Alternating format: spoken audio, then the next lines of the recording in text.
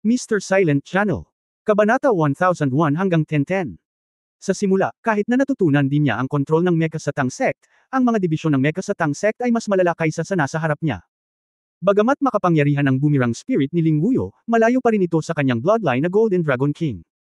Ang pagkakaiba sa mahahalagang paglilinang ang naging dahilan ng pagkatalo niya sa kanya, hindi sa mga tuntunin ng mga kasanayan. Alam mo, hindi naiwasan ni Tang Wulan ang unang pag-atake ni Ling Wuyo sa bilis na tumaas ang Dragon Moon Battle Armor. Bukod dito, kung paano maihahambing ang bilis ng mecha sa Battle Armor Master, maiisip ng isa kung gaano kalakas ang isang ito sa mga tuntunin ng kontrol ng mecha. Sa makatuwid, nais ni Tang Wulan na matuto mula sa kanya mula sa kaibuturan ng kanyang puso.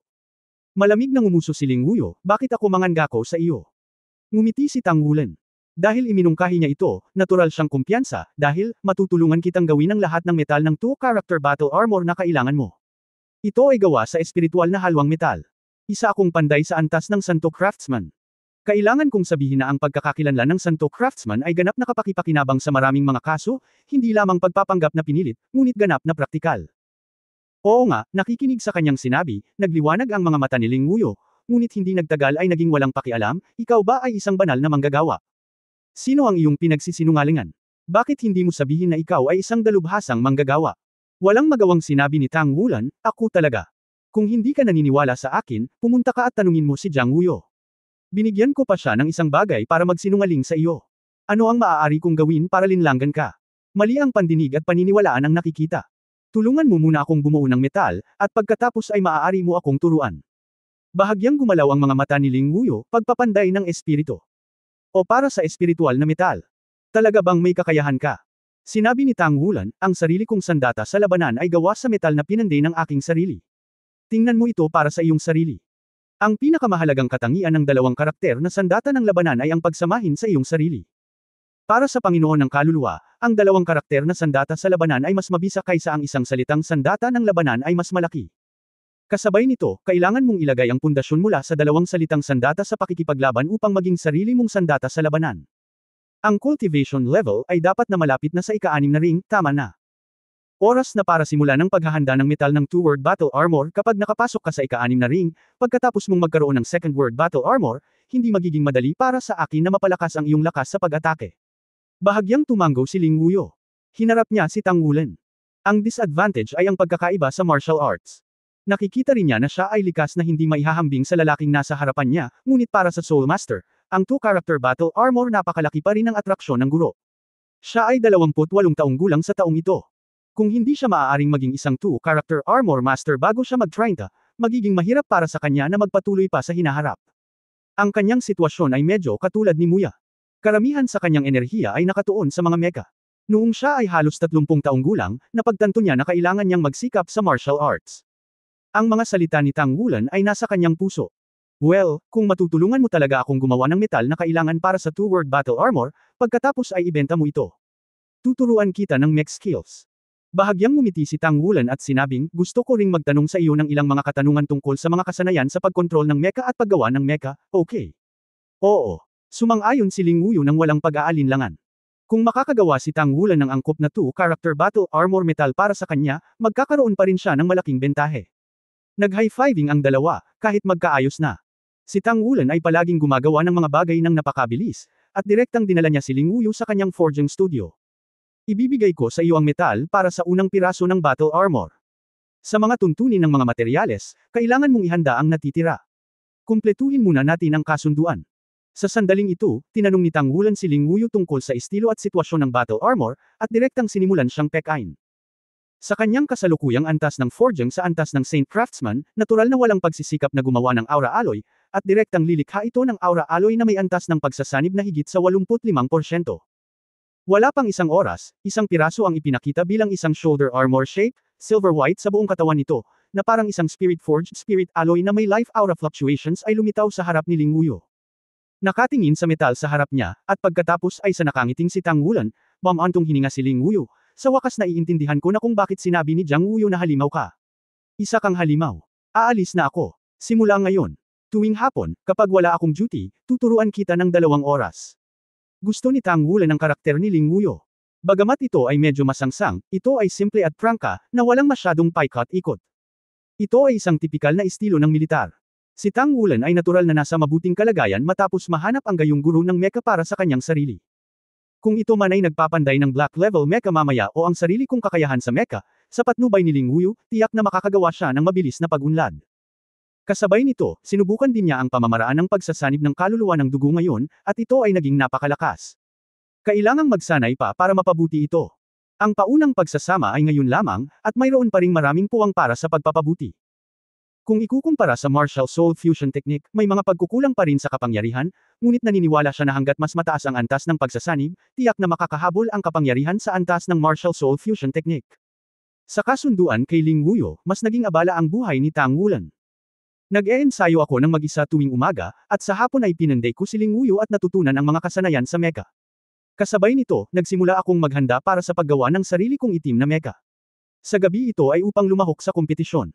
Pagkatapos ng laro, magpatuloy sa pagsasanay.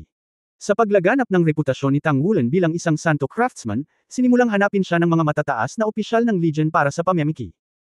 Hindi gaanong ganoong trabaho, ngunit hanggat mayroon, sapat na upang kumita siya ng maraming merito. Ang mga gawang ito ay ginamit ni Tang Wulan upang makipagpalitan ng mga bihirang materyales upang maghanda para sa kanyang black level na mecha. Tungkol naman sa 3-character battle armor, hindi pa siya nagmamadali. Bagamat na kumpleto na niya ang pagpapanday ng kaluluwa ngayon, nagsimula pa lang siyang matuto at hindi pa sapat. Ang plano ni Tang Wulan ay bumuo ng 3-character na battle armor para sa kanyang sarili pagkatapos niyang maging ika-8 antas na panday. Nangangailangan ito ng oras upang magalit. May mga prioridad, ang pinakamahalagang bagay sa ngayon ay ang paikliin ng kaluluwa, at pagkatapos ay mag-upgrade sa ika-6 na antas, kasama ang ika-6 na singsing ng kaluluwa, at ang kilo at tulap na isinama sa loob ng 100,000 taon. Ang natitira ay dapat ibalik. Sa makatuwid, ang kanyang mga black level mechas ay gumagawa lamang ng paghahanda, at hindi sabik na simulan ang produksyon, wala talagang oras. Tulad ng para sa 3-character battle armor, ito ay ilalagay sa likod. Upang tunay na maipakita ang kapangyarihan ng 3-character battle armor ay nangangailangan ng paglilinang ng 7 singsing. Kahit na may soul core si Tang Wulan, wala siyang tunay na katawan ng 7-ring martial arts, kaya dapat ilagay sa likod ang 3-character battle armor. Sa susunod na ilang round ng mga laban, sa panig ng Soul Master, si Tang Wulan ay masasabing walang mga sorpresa at walang panganib, at hindi siya nakatagpo ng anumang napakalakas na kalaban. Sa panig ng mecha, ang mga kalaban sa bawat laban ay napakahirap harapin, at kailangan nilang talunin ang kanilang mga kalaban sa pamamagitan ng kalamangan ng Wan. May kakaiba. Natagpuan ni Tang Wulan si Jiang Wuyu sa tanghalian at bumulong sa kanya. Anong meron? Anong kakaiba? Kaina-hinalang tanong ni Jiang Wuyu. Sinabi ni Tang Wulan, napansin mo ba iyon pagkatapos mong makapasok sa round robin? Wala pa tayong nakakaharap na partikular na malakas na kalaban. Masasabi bang walang mga senior sa 7th at 8th ring sa Legion na lalahok? Inikot ni Jiang Wuyu ang kanyang mga mata, ikaw ay dahil dito. Naghahanap ka ba ng pang-aabuso o ano? Hindi ba ito isang magandang bagay? Sumimangot si Tang Wulan, ito ay isang magandang bagay. Ang pinakamahalagang bagay para sa amin na lumahok sa kompetisyon ay ang maranasan. Ang mga malalakas na kalaban ay mas nakakatulong sa aming pagpapabuti. Galit na sinabi ni Jiang Wuyu, gusto mo lang maghanap ng aabuso sa iyo, masasabi ko. Hayaan mong sabihin ko sa iyo, ito ang desisyon ng Legion. Ang sinumang nasa itaas ng ika-7 singsing ay hindi pinapayagang lumahok. Siyempre hindi mo hahawakan ng anuman. Isang malakas na kalaban. Ang pagkakaroon ng ating Blood God Legion ay alam lamang ng ilang matataas na opisyal sa militar, sa wakas ay napakalaking bilang ng mga manlalaro, sa wakas ay napakalaking bilang ng mga kalahok sa militar. Hindi ba't kailangan nating ilantad ang gantimpala, hindi ba? Biglang napagtanto ni Tang Wulan na una niyang inakala na makakatagpo siya ng malalakas na kalaban sa round robin, at handa pa siyang gamitin ng Blood Soul Fusion technique sa round robin. Ngunit hindi niya nakilala ang kanyang haka-haka na kalaban. Sa kanyang 2-character battle armor master level, kasama ang isang cultivation base na malapit sa ika-6 na antas, parehong kaluluwa at dugo, at ang kapangyarihan ng Champion Legion, hindi ba smooth sailing ang lahat? Sinabi ni Jiang Wuyu, gayunpaman, huwag maging masyadong maaga. Pagdating sa finals, ito ay magiging isang matitinik na hakbang. Mayroong 32 contestants sa bawat isa sa 8 major competition areas, sa kabuuan ay 250. 6 naman lalaro. Lahat sila ay mga elite na pinili mula sa major competitions. Kapag nangyari iyon, huwag magkaroon ng round tour. Iritadong sinabi ni Tang Wulan, nag-aalala ka pa rin sa sarili mo. Ang unang 3 round ng finals ay pawang knockout rounds. Ang nangungunang 32 ay direktang pinipili, na sinusundan ng 4 na round ng round upang matukoy ang nangungunang 16, at pagkatapos ay ang knockout round hanggang ipanganak ang huling kampyon. Ang unang 3 knockout na laro ay talagang ang pinakamahirap. Ang bagay na ito ay nangangailangan muna ng swerte. Kapag nakatagpo ka ng isang malakas na manlalaro, madali itong maalis. Bukod dito, ito ay sinabi na ito ay upang subukan ang tuloy-tuloy na fighting kakayahan, ang unang 3 round ay isang beses sa isang araw. Ang Soul Master Tournament ay isasagawa muna, at pagkatapos ay isasagawa ang Mecha Battle pagkatapos makumplito ang lahat. Sa makatuwid, sa pagpasok sa yugto ng finals, ang pagkakataon ng isang round trip ay medyo malaki din, at tanging ang nangungunang 32 na sa wakas ay nakapasok sa round robin ang magsisimulang makatanggap ng mga gantimpala. Kailangan kong sabihin na ang Federation ang pinakamalaking kumikita. Napangiti si Jiang Wuyo, wala akong dapat ipag-alala. Hanggat hindi kita nasagasaan, kaya kong ipaglaban ang sinuman. Nang sabihin niya ito, biglang nagbago ang kanyang mukha, at ang kanyang mga mata ay lumingon kay Tang Wulan. Xiao Tang, sabi mo, hindi kita sasagutin sa unang laro ng finals, tama ba? Pinaikit ni Tang Wulan ang kanyang mga mata, nakakatakot ang walang kultura. Hindi mo ba tiningnan ang mga patakaran ng laro? Ang mga patakaran ng finals ay nagsasaad na sa unang 3 knockout na mga laban sa parehong lugar ng kompetisyon, ang sistema ay iiwasan ng system at hindi na makakaharap. Pagkatapos lamang na makapasok sa round robin, posible bang makasagasa dito? Agad namang gamaan ang loob ni Jiang Wuyo, talaga. Ang sarap niyan. Haha. Saka wala na akong dapat ipag-alala. Kumain ka na, kumain. Mula nang kumain kasama si Tang Wulan, tumaas ang kanyang bibig, at kumakain siya ng pagkain mula sa window 1 araw-araw. Ang pagkain sa window isang ay hindi lamang masarap, kundi pati na rin ang pinakamasustansya. Natuklasan din ni Jiang Wuyo na ang pagkain ng top-notch ingredient na ito ay nakakatulong sa kanyang cultivation. Ito ay mas maaasahan upang mapabuti ang iyong sariling lakas kaysa upang mapabuti ang iyong ranggo ng militar. Natural, totoo rin si Tang Wulan. Ngayon ang kanilang pangunahing ulam ay isang uri ng ice silkworm, na orihinal na matatagpuan lamang sa matinding hilaga, ngunit ang walang katapusang mga bundok at nalalatagan ng nyebe na bundok ay sapat na mataas, kaya ang mga ito ay ginawa din. Ang haba ng katawan ng ice silkworm ay halos kalahating talampakan o higit pa upang maging pinakamahusay. Ang kanilang pangunahing ulam, ang ice silkworm, ay isang talampakan ng haba at may gintong sinulid sa likod nito. Ang karne ay puti at malambot, at ito ay may napakadalisay na kapangyarihan ng langit at lupa, na may napakakaunting mga dumi. Maging ito ay sa katawan o sa kapangyarihan ng kaluluwa, walang maliit na epekto sa pagpapabuti. Ngunit ang presyo ay hindi mura. Ang presyo ng pagkain sa window no. Isang ay akma ayon sa mga sangkap. Ang pagkain ngayon ay nagkakahalaga ng 3,000 fits. Ito ay talagang isang luxury item sa Legion. Kinain ni Tang Wulan ang ice silkworm sashimi sa kanyang harapan ng paisa-isang kagat, na inaalala ang mga pangunahing kaalaman sa spear technique na ginawa niya kagabi sa kanyang isipan. Kalahating buwan na ang nakalipas mula noong hilingin kay Ling Wuyo na turuan ang sarili ng mga kasanayan sa pakikipag-ugnayan sa mga mecha, at ang huling round ng mecha battle ay hindi pa nagaganap sa round robin. Ngayong gabi ay ang huling laro, siya ay kwalipikado na sa magkabilang panig, at ang Soul Master Competition ay pumasok sa huling yugto na may kumpletong tagumpay.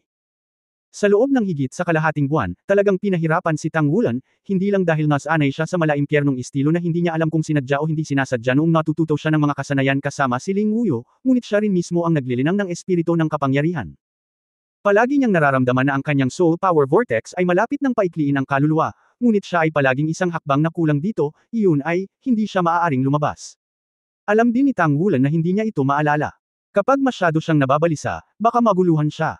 Pero short shot lang, hindi siya pwedeng magmadali. Ang paggawa ng hakbang na ito ay tiyak na isang mas maliwanag na hinaharap para sa kanya. Ang paghihintay sa araw na ito, sobrang tagal na niyang naghihintay. Matapos kainin ang huling kagat ng ice silkworm na karne, naramdaman ang malamig na daloy ng hangin nito sa katawan, biglang huminto ang spirit power vortex sa dantian ni Tang Wulan. Nanigas si Tang Wulan at naging sobrang saya. Bigla niyang sinampal si Jiang Wuyo sa tabi niya, may gagawin ako, humakbang muna tayo. Sabihin mo kay Ling Wuyo na hindi ka magsasanay ng mecha skill sa kanya ngayong hapon. Pagkasabi nito ay tumakbo siya palabas na parang lumilipad. Parang ipoipo, dumiretso siya sa kanyang dormitoryo. Darating din sa wakas. Ang spirit power vortex na huminto sa katawan ay nagsimulang bahagyang magbago. Kung titingnan ni Tang Wulan ang loob sa oras na ito, makikita niya na ang puting kidlat na sinag ng liwanag ay kumikislap sa paligid ng vortex. Pilit niyang tiniis ang sakit na napunit sa kanyang dantian, tumakbo pabalik sa dormitoryo, isinara ang pinto, at umupo. Matapos huminga ng malalim ay nagsimula na siyang pagkalmihin ang kanyang emosyon. Patatagin, siguraduhin magpapatatag. Habang si Tang Wulan ay nagsabi sa kanyang sarili ng palihim sa kanyang puso, unti-unti niyang pinapakalma ang mood swings. Sa dantian, lumakas ang sakit, at unti-unti itong naramdaman na parang hiwa ng kutsilyo. Hindi ginamit ni Tang Wulan ang kanyang lakas at dugo para manghimasok, ngunit tahimik lang siyang nakaupo doon, tahimik na naramdaman ang mga pagbabago sa spirit power vortex sa kanyang dantian. Sa mga Soul Master, walang isa sa 100 maaaring maglinang ng mga core ng kaluluwa. Ang cultivation base ng 7-ring Soul Saint level ay tanda ng tunay na pagpasok sa isang high-level na Soul Master. Ang Soul Core ay ang simbolo ng 7-ringed Soul Sage, at tanging sa Soul Core ito mabubuo sa direksyon ng One True Body. Tulad ni Tang Wulan, ang Soul Core ay dapat na condensed bago ang cultivation base ay mas mababa sa 60. Masasabing kakaiba iyon. Minsang sinabi ni Wu Changkong kay Tang Wulan na sa buhay ng isang Soul Master, karamihan sa mga tao ay may isang pagkakataon lamang na palalimin ang isang Soul Core, at sa panahon ng proseso ng condensing, ang pagbabago-bago ng Soul Power ay sumusunod sa mga prinsipyo ng langit at lupa. Ito rin ang pinakamahusay na pangunawa ng Master ng kaluluwa. Opportunities, kahit anong klaseng sakit ang tiisin mo, dapat seryosohin mo, kasi once na napalampas ang isang opportunity, hindi na yun babalik. Tiyak na may kakaibang kalamangan si Tang Wulan sa pagdadala ng sakit. Palagi siyang lumaki sa sakit kapag nasira ang selyo ng Golden Dragon King. Kaya naman, kahit na tumindi ang pananakit ng luha sa kanyang dantian sa mga oras na ito, nagawa pa rin niyang patatagin ang kanyang katawan at isipan at tahimik na nararamdaman ang mga pagbabago sa kapangyarihan ng kanyang kaluluwa. Ang orihinal na Spirit Power Vortex ay naging isang banda ng Spirit Power Light, na patuloy na bumagsak sa loob habang umiikot, at parang may lumitaw na black hole sa dantian. Ang black hole na ito ay sumisipsip sa labas ng mundo sa proseso ng patuloy na pagbagsak. Lahat. Ang core ng dragon ay matatag na nakaupo sa gitna ng kanyang dibdib, naglalabas ng malambot na gintong halo, at matigas sa mga buto, meridian at kalamnan ni Tang Wulan.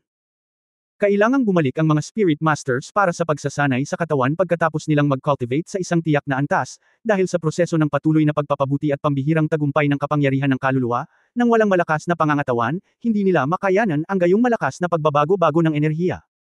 Tungkol sa problemang ito, walang alinlangan na si Tang Wulan ang pinakamadaling harapin, ang lakas ng kanyang katawan ay lumampas na sa antas na kailangan para mapawi ang kaibuturan ng kaluluwa. Sa loob ng espiritu kapangyarihan puyo ng tubig, gumuho, pinalawak, pagkatapos ay gumuho, pinalawak muli. Sa tuwing inuulit ang prosesong ito, magtitiis si Tang Wulan ng matinding sakit. Malinaw din niyang naramdaman na ang sigla ng langit at lupa sa himpapawid ay tumalsik sa kanya sa panahon ng prosesong ito, at bawat pag-alon ay magdadala ng napakalakas na pagbabago-bago ng kapangyarihan ng espiritu. Sa hindi kalayuan, sa sandaling imulat ni Zhu ang kanyang mga mata mula sa pagmumuni-muni, isang kakaibang kulay ang kumislap sa ilalim ng kanyang mga mata. Sa isang banayad na paggalaw sa kanyang kanang kamay sa hangin, isang malabong ngiti ang lumitaw sa kanyang mukha. Lumulutang at tinutulak ang pinto palabas. Habang papalabas siya ng pinto ng silid, nakita niya na lumabas din si Zhu San sa isa pang silid sa hindi kalayuan. Siya ay, naramdaman mo ba? Siya ba? Puno ng pagtataka ang mga mata ni Shuisen. Ngumiti si Zhu Yi at tumango, hindi ba siya? Ang Shrek 7 Devils ay hindi kailanman binaygo ang mga tao noon, at hinding-hindi sila magiging sa hinaharap. Sa isang sakuna, naniniwala ako na dahil siya ay mapili, siya ay may kasaysayan. Ang Lake College ay nakilala ito sa pamamagitan ng kalooban ng langit sa nakalipas na 20,000 taon. Kaya, hindi ako magugulat kung ano ang nangyari sa kanya. Napabuntong hininga si Shuisen, bumungad sa kanyang mukha ang kaginhawaan, sa wakas ay nakakakita na ako ng pag-asa. Gusto ko siyang tulungan. Bahagyang ngumiti si Blood, sabay na tayo. Pagkasakay sa elevator, umalis silang dalawa sa Blood God Camp at lumabas. Tumingin si Zhu San kay Zhu Yi, at ang katawan ni Zhu Yi ay nasuspine na, pumailang lang paitaas, halos maabot ang langit sa itaas ng Blood God Legion sa isang kisap mata. Sa kanyang posisyon sa Blood God Legion, syempre hindi siya aatakihin ng sistema ng depensa ng Legion, at nakataas ang dalawang kamay ni Zhu Yi. Biglang naging masunurin ang malakas na agos ng hangin sa kalangitan. Sumunod si Zhu San at lumapit sa kanya. Sa gilid lamang ni Zhu Yi ay maramdaman niya na ang nakapaligid na daloy ng hangin ay marahas na binaluktot sa ilalim ng kanyang kontrol, at bawat baluktot na pagbabago ay makakaakit ng malaking halaga ng kapangyarihan ng langit at lupa. Ang mga elemento ng langit at lupa na ito ay patuloy na pinipiga at dinadalisay sa ilalim ng kontrol ni Shai, at unti-unti, nagsimulang lumitaw ang isang puting halo sa paligid ng katawan ni Shai. Siya ay nasuspine sa hangin, tulad ng isang Diyos-tao. Sa lupa, ang lahat ng mga sundalo ng Blood God Legion na nakakita sa eksenang ito ay tumigil upang manood, na nagpapakita ng pagkagulat at pagkagulat.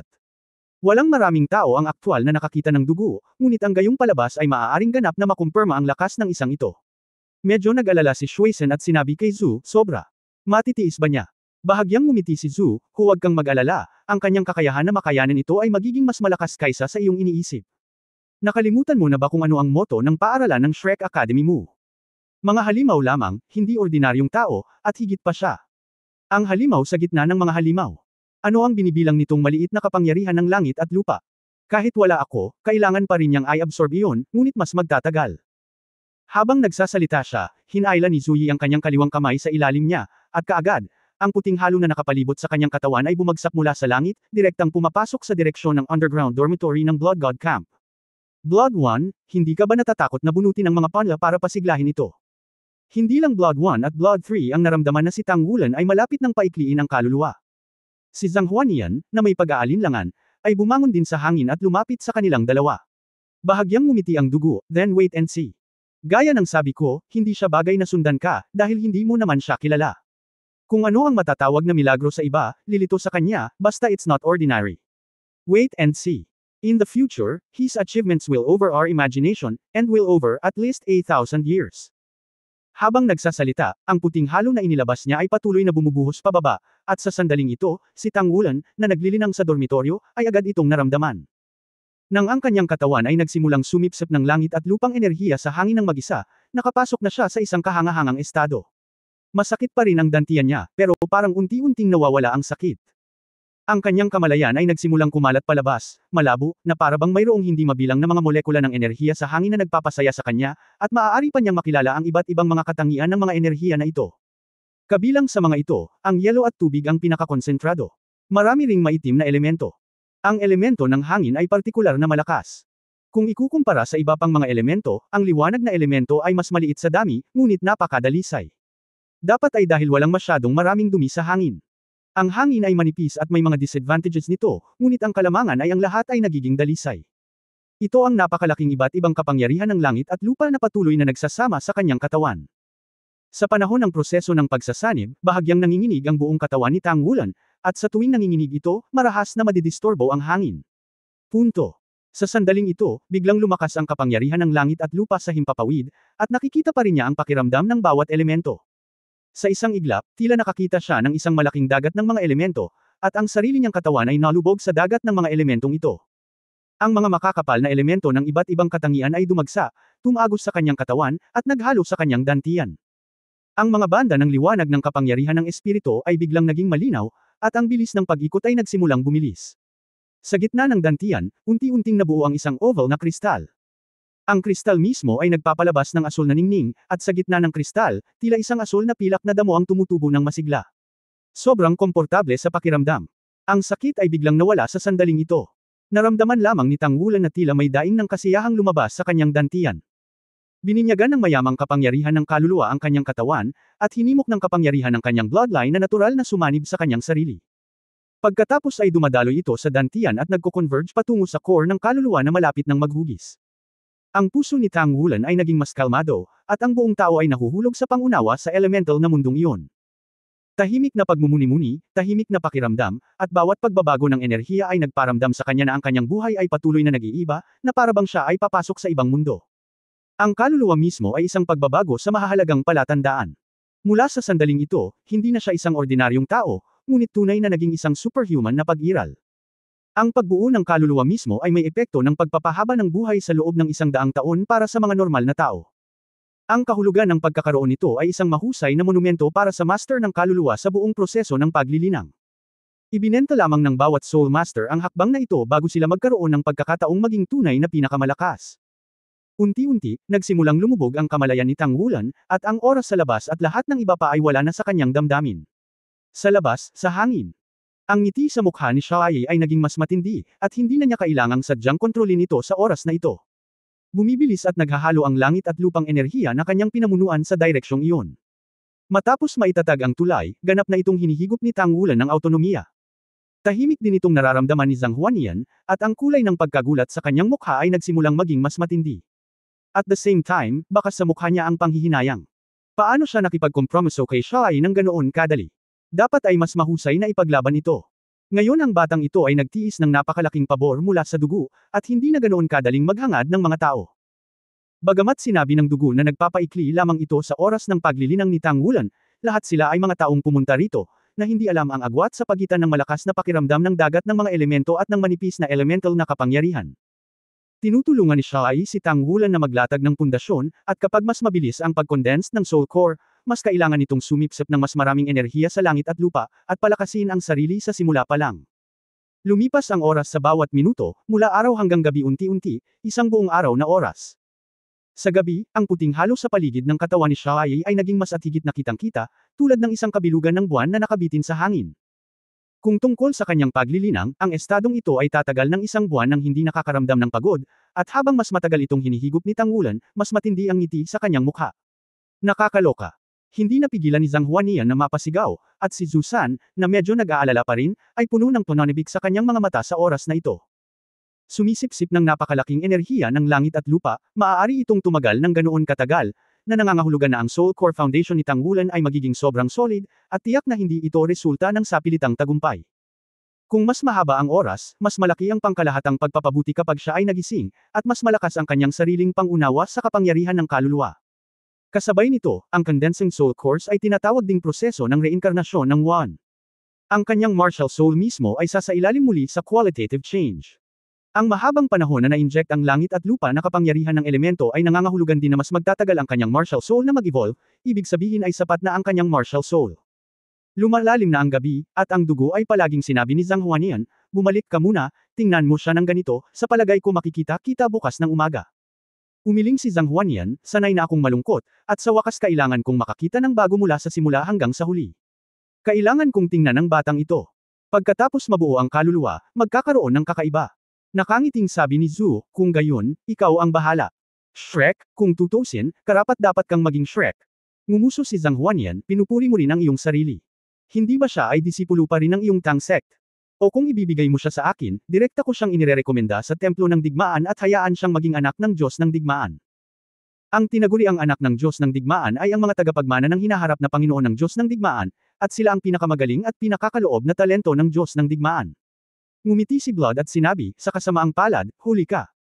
Malamig na ngumuso si Zhang Huanian at hindi na nagsalita pa. Siyempre alam niya na sa lugar ni Tang Wulan, hindi niya mapapanalo ang dugo. Ang walang katapusang mga bundok sa gabi ay napakalamig, ang pinakamababang temperatura ay mas mababa sa -50 degrees. Ang nakapalibot na lugar ay puno ng puting nyebe, ngunit kung may nagmamasid sa enerhiya sa hangin sa pamamagitan ng isang partikular na instrumento, makikita nila na ang isang puyo ng tubig ay lilito sa itaas ng Blood God Legion, isang puyo ng tubig na sumisipsip ng enerhiya ng langit at lupa sa nakapaligid na hangin. Ang puyo ng tubig na ito ay parang funnel, at ang buntot ay itinuturok sa dormitoryo ng Blood God Camp. At ang funnel na ito ay tumagal ng halos isang araw at isang gabi. Sa wakas, ang isang dampi ng puting isda ay nagsimulang lumitaw sa abot tanaw sa malayo, ang gabi ay unti-unting naging madilim na asol, at ang bukang liwayway ng araw ay papalapit na. Ang mukha ni Xiaoyi ay biglang gumalaw ng bahagya, dahil malinaw niyang naramdaman na ang kaluluwa ni Tang Wulan ay malapit ng makumplito, at ang bilis kung saan niya maabsorb ang mga elemento ng langit at lupa ay malinaw na nagsimulang bumaba ng malaki.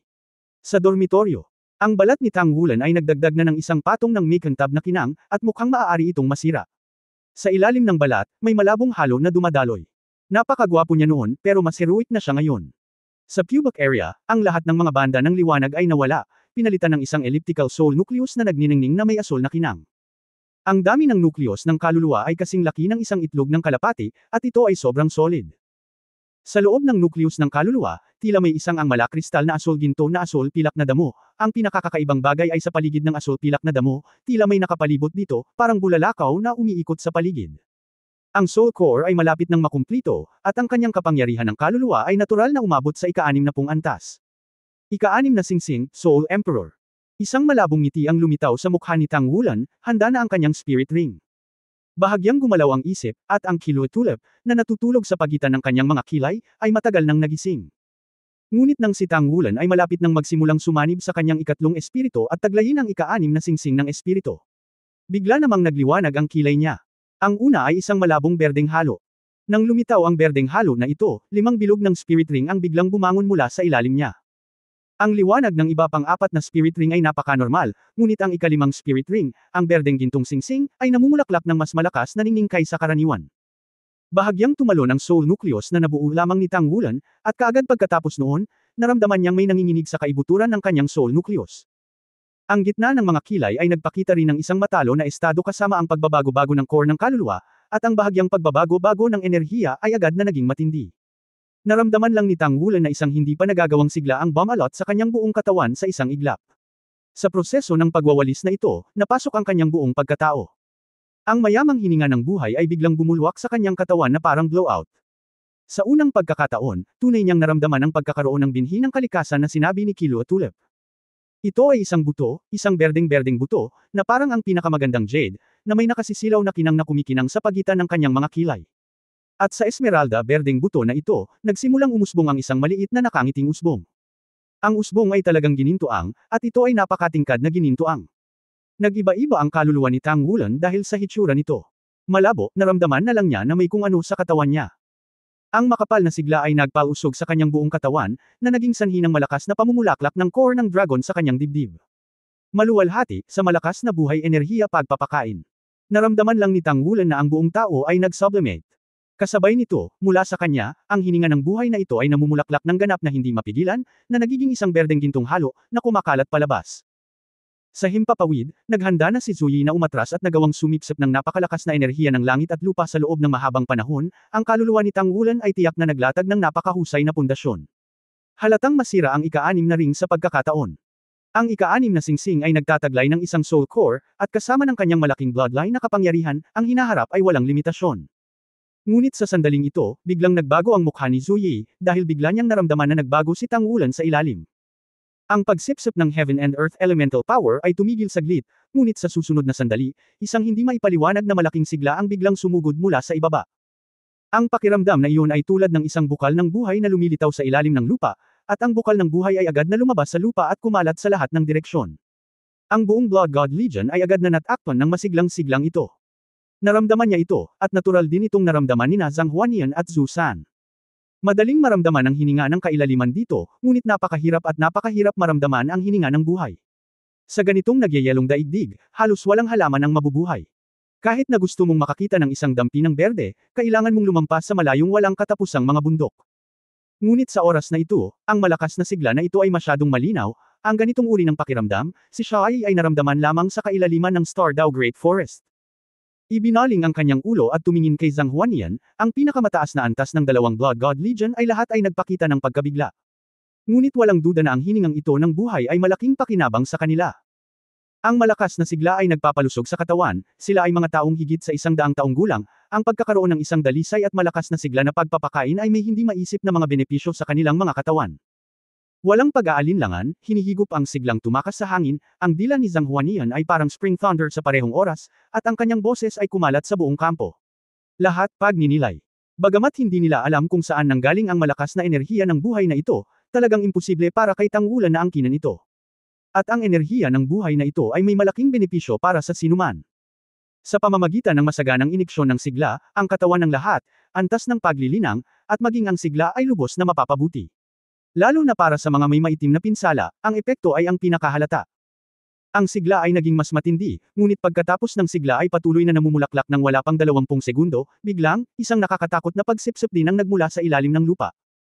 Sa oras na ito, ang enerhiya ng langit at lupa na dati nang nakondense ni Shai ay hindi pa lubusang nawawala, at bigla itong sinipsip sa ilalim ng napakalaking higop na iyon na parang isang mahabang balina na humihigop ng tubig. Ang sigla ay patuloy na namumulaklak, ngunit ang pagsipsip ng sigla ng langit at lupa ay nabigla pa sa dugo, at maging ang sariling kapangyarihan ng kaluluwa ay parang malapit na siyang higupin. Ibigay mo sa kanya. Energy Conservation. Sumigaw si Zhang Huanyan, at kasabay ng tiyak na oras, iwinagayway ang kanyang mga kamay, ang kanyang kapangyarihan sa kaluluwa ay pinakawalan, na hinihila ang nakapalibot na enerhiya ng langit at lupa upang mag-condense patungo sa gilid na ito. Ang reaksyon ni Zuyi ay mas mabagal lang kaysa sa kanya, at ito rin ay para ipatawag muli ang langit at lupang enerhiya sa hangin at i-inject ito pababa. Para sa kanila, maliit na bahagi lamang ng kanilang paglilinang ang maaari nilang makuha, at napakahirap ng pagbutihin ang kanilang paglilinang. Ngunit iba ang enerhiya ng buhay. Ang pagpapakain ng enerhiya ng buhay ay direktang pinagmumulan ng pagpapalusog sa katawan ng tao. Hindi lamang nito pinapayagan silang magkaroon ng higit na sigla at pahabain ang kanilang buhay, ngunit sa parehong oras, ito ay mahalagang mapabuti ang katawan ng tao. Walang alinlangan, sa lahat ng uri ng enerhiya, ang enerhiya ng buhay ay talagang ang nangungunang pag-iral. Ito ay kinakailangan ng anumang buhay na katawan. Siyempre, ito ay tumutukoy sa Daoluo Continent. Kung ito ay nasa Abyss Plane, maaaring hindi ito ang kaso. Wala nang mas matipid kaysa sa paggamit ng enerhiya ng langit at lupa upang makipagpalitan ng malaking enerhiya sa buhay. Kaya naman may paalala si Zhang Huanyan sa pangungusap na iyon. Si Zhu San ay isa ring matalinong tao, at agad niyang hinimok ang kanyang sariling cultivation base na tumulong sa paghila ng langit at lupang kapangyarihan. Biglang, ang orihinal na vortex ng Heaven and Earth Elemental Force ay nadagdagan ng ilang beses, at sa ilalim ng pinagsamang puwersa ng tatlong powerhouse, naakit nito ang Heaven and Earth Elemental Force na lumunin sa ibaba. Hindi na nila kailangang hikayatin ang langit at lupa na enerhiya na mag-iniksyon pababa, ang kakilakilabot na kapangyarihang lumunok na lumilitaw sa ibaba ay halos parang isang bangin, at nagsisimula itong sumipsip ng marahas sa sarili nitong. Walang ideya si Tang Wulan kung ano ang nangyayari sa oras na ito, dahil pansamantalang nawalan ng kontrol ang kanyang katawan. Hindi makontak si Kilo Tulip, naramdaman na lang niya na parang may butas sa kanyang noo, isang butas na parang isang napakalalim na kailaliman.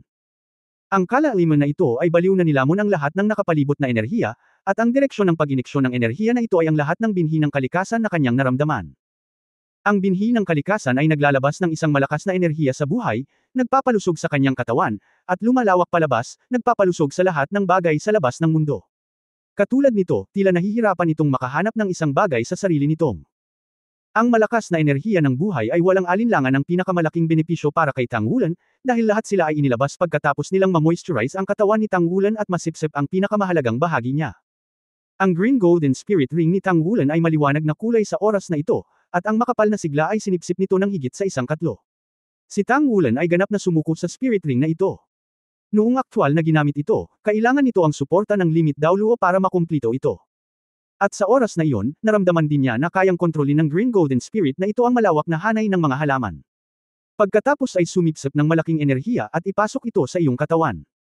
Ang antas ng kapangyarihan na iyon, sa kanyang opinyon, kahit na naabot niya ang antas ng title Daoluo, maaaring hindi niya ito makontrol, pabayaan ang iba pang mga bagay. Ngunit sa sandaling ito, malinaw niyang naramdaman na ang berdeng gintong espiritu mismo, tulad ng isang bahagi ng kanyang katawan, ay nagsimulang sumanib sa kanyang sarili, at nagsimulang maramdaman ang kapangyarihan nito at ang kanyang sarili. Unti-unting may kakayahang kontrolin ito. Ito ba ang pakinabang ng core ng kaluluwa? Pagkatapos ng lahat, ang Green Golden Spirit Ring na ito ay nakakabit sa kanyang Blue Silver Emperor, ngunit ang pagbuo ng Soul Core ay dapat magkaroon ng isang tiyak na stimulating effect dito.